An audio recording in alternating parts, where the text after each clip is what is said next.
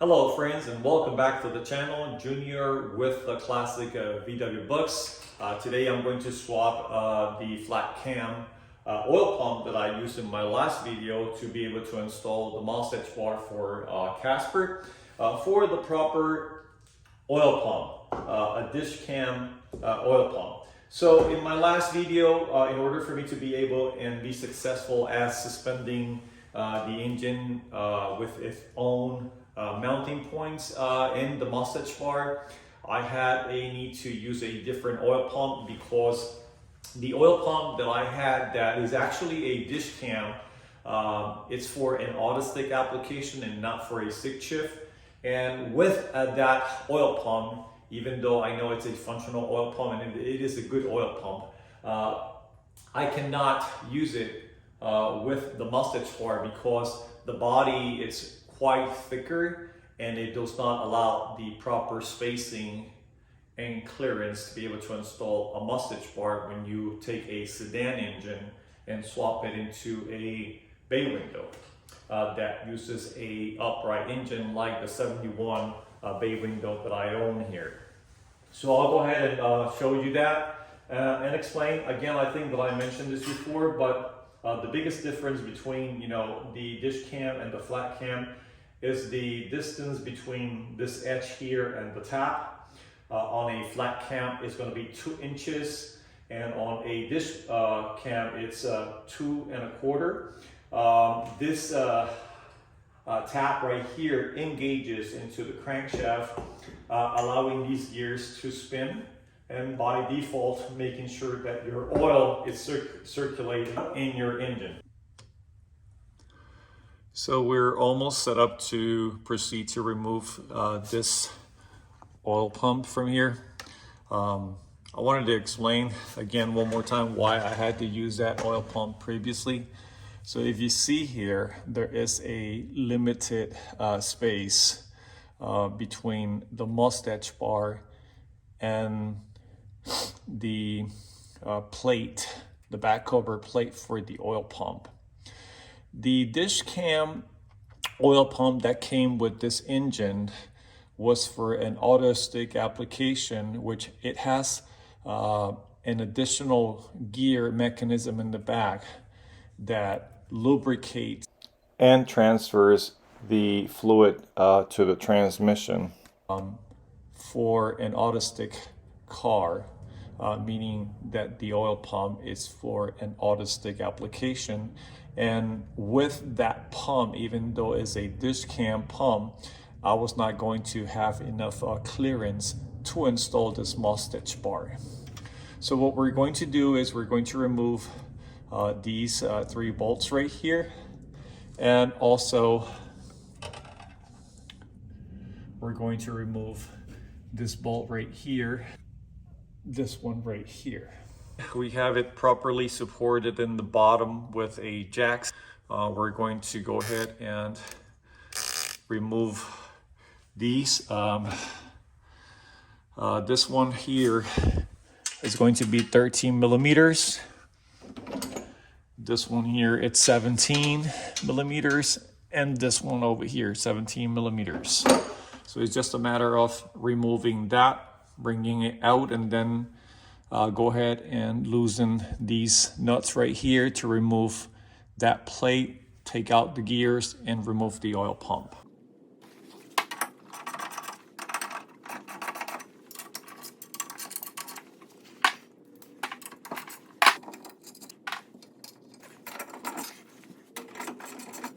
Okay, so I may have to remove one of these mountings in the bottom, which that's kind of like what I had to do when I did it the first time, which was I think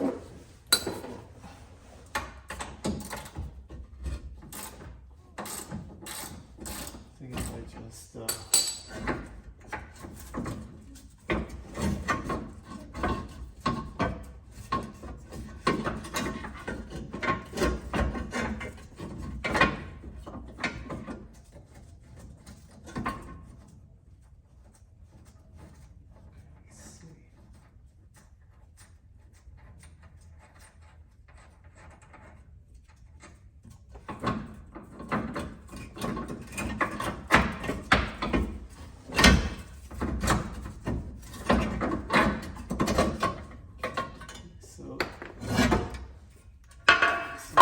bar. We got that out. I'll put this back here.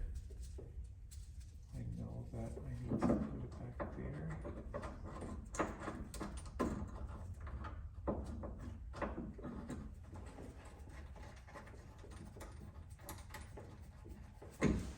Okay, so we got the mustache bar out.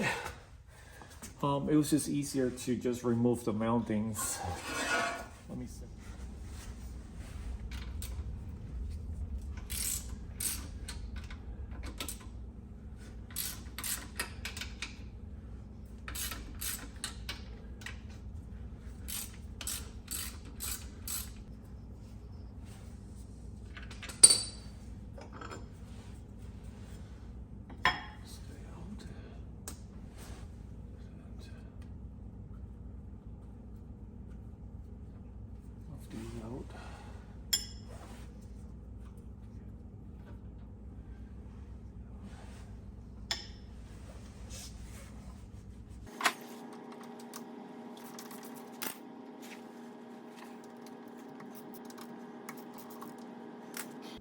And I already have my oil pump with a gasket on it. Notice I loosened the bottom bolt. I loosened that bolt and that bolt just a hair bit to release some of the pressure from it. So I'm gonna go ahead and manage to get this in here the proper way. And then we're gonna go ahead and install the oil pump extractor like so. We're gonna hold it right there, put our flat washer right here, and apply a little bit of torque right there. And now we're ready to go ahead and remove that pump from right there.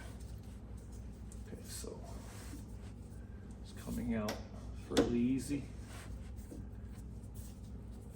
And we're gonna have some oil coming out of that, but I have an oil pan here in the bottom, so we'll go ahead and capture most of the spillage coming out from it.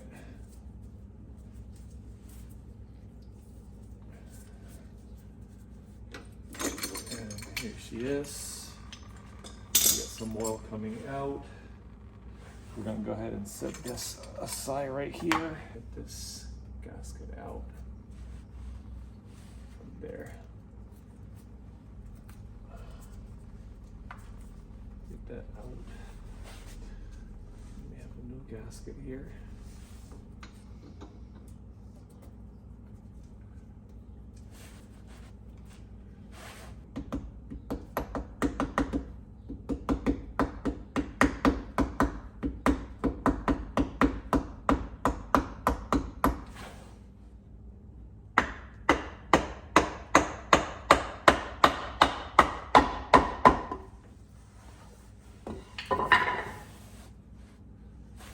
Be all the way in now.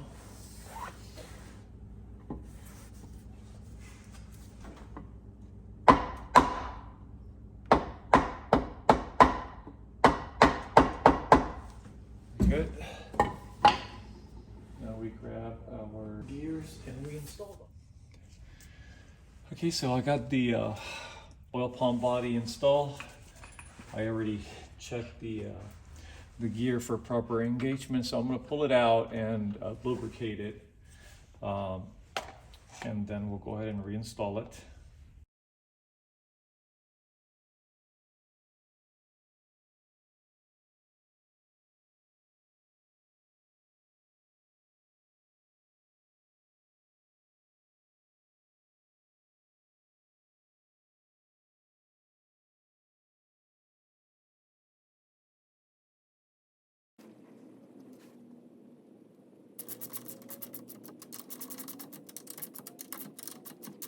Okay, we got the wrench set at 14 foot-pounds, so we'll go ahead and do this. And I like to just go easy on all of them at the same time.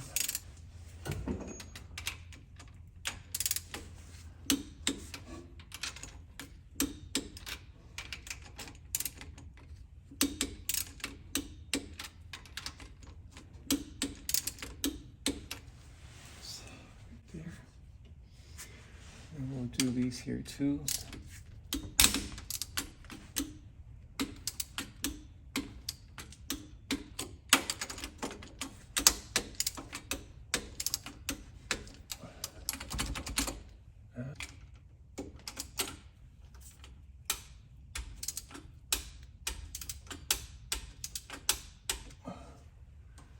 Then I got this bottom bolt right here.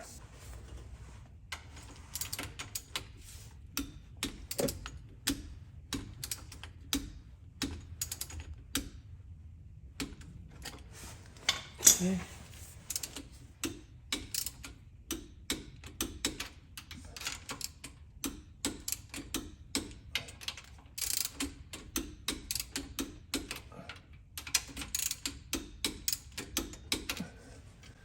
We're all set. Double checking. Double checking.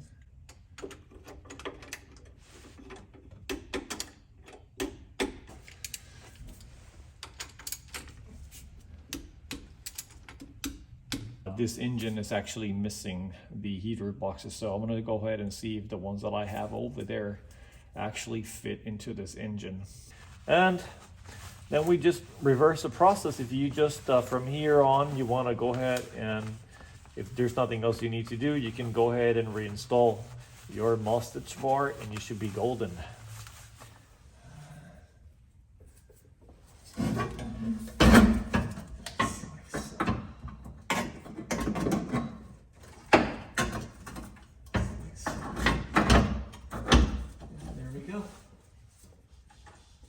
Better. I'll go ahead and see if I can get this one started by hand.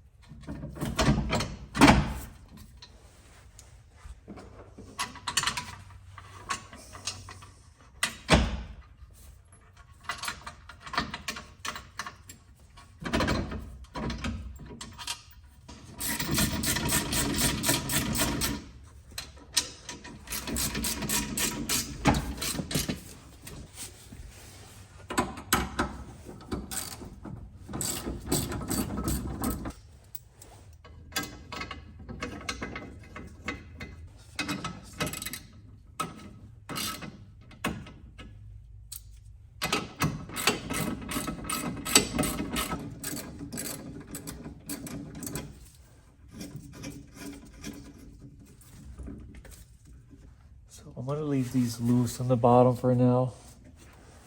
Now, I'm going to go ahead and snug these.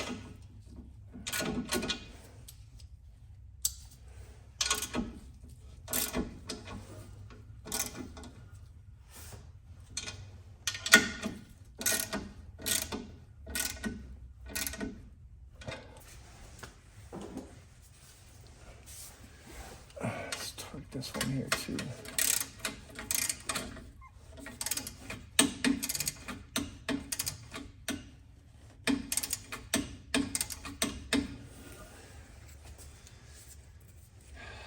And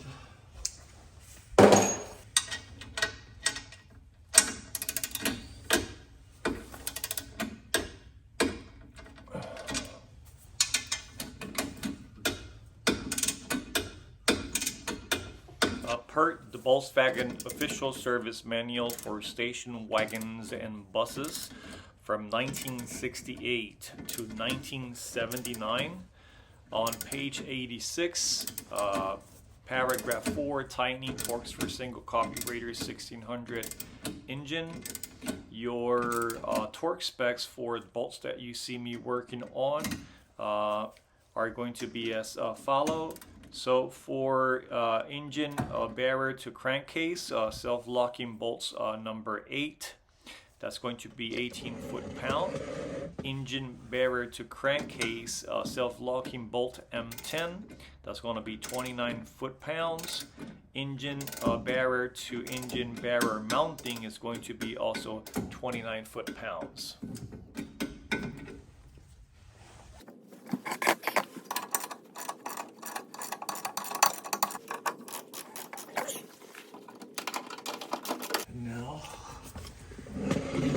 the jack. Let's go ahead and lower this jack here. Oh, there we go, fantastic. Absolutely fantastic. Okay. Engine supported on its own mounts now, and I'm pretty sure I'm gonna have to refill some of the oil that I am missing from the spillage, but let's see how much oil we still have in there.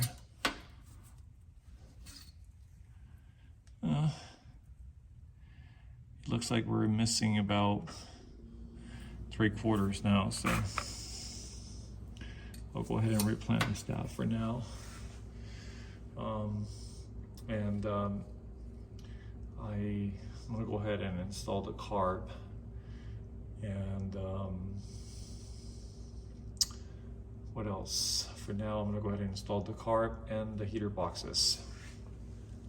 And so we got the Mustitch bar installed, and what I'm gonna do now is I found this Solex 34 Pick 3 carb in one of the parts box. It's missing a stub, but I'm going to use a bolt. I'm going to put a brand new gasket to it, and I'm going to see, you know, what parts I have, what I don't have, what am I missing to get this. But this started all as a partial engine, and now it's looking more like one. So I'm trying to get like all the parts I can put back together to see what I am missing, what I am not missing. Let's try this one here. That's gonna work. And then we'll take this nut. Let's see if we can actually install it in the back.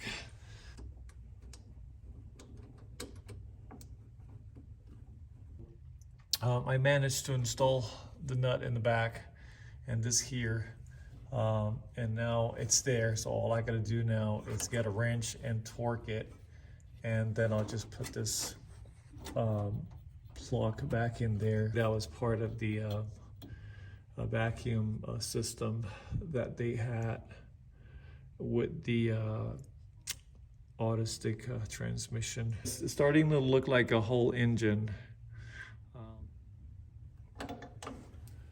Okay, so that's just snugged in for now. Now let's put this guy back in here. There we go. Oh, we got a whole engine. We have almost a whole engine. Okay, what are we missing? Heater boxes. We got a carb, and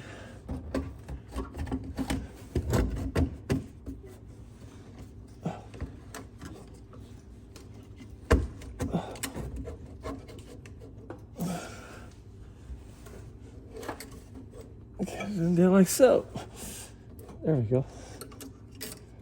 There we go. It's starting to look like something. So let's go ahead and put this guy in here first. Okay. That's looking like something. Okay. So we got a carb installed, we got the generator installed, Mustitch bar installed. There's a couple of wiring things that we got to take a look at. I got to figure out where that hose goes right there, and then I have to find the wiring to connect it to this here. We need to go get heater boxes. Let's go get the heater boxes and see where we at. Okay, so I found this set of heater boxes that actually came out from the original engine assembly that was in the car prior being installed into Sunny. And the story behind these is that they were also part of the parts box that I purchased from one of my old co-workers that retire, and he sold me his car, the car that he bought brand new before he went into the army. And when he came back and he tried to get the car running, long story short, he ended up taking it apart, never assembled the car, and then everything just went south. The body was completely bad. He got rid of that. He only kept the pan. He sold me the floor pan and the chassis with a box full of parts. That was the inventory of parts that I actually use to assemble the engine that is installed into our buddy right there, Sonny. So I think that these are pretty decent. I've seen worse. There is a couple of minor holes around the outside jacket that I am going to take care of it. But for the time being, I'm going to use them as such, just to kind of like mock up the whole entire engine and see what I am missing. So that's pretty much it for right now. I got the set of heater boxes. I've decided that I am going to do a little bit of the TLC with those, just clean them, treat them with rusty silver, and make them look nicer. What started as a partial engine that came with the bus is beginning to look like a whole engine. I'll go ahead and share with you here in a minute what it looks like so far. But once I install those, it's just a matter of installing the pulley, a belt, and an exhaust system to it, and give it a try and see if it runs or not. If not, I'm still gonna get it out anyway, and then I'll fix it. But I have to take the engine out of here and rust treat all this area right in here, and add some sheet metal to the parts that are rotted out that need to be fixed. And I'm gonna try to keep these videos as short as possible, but with the labor-intensive work that we have to put into these DIY projects, sometimes that's a hard thing to do. Not to mention the other part of the work that we do, which is editing the video so that you don't get bored to death. Well, that's pretty much it for right now. If this is the first time that you're watching my channel, don't forget to like, share, and subscribe. Until then, this is Junior with Classic VW Bucks. Junior out.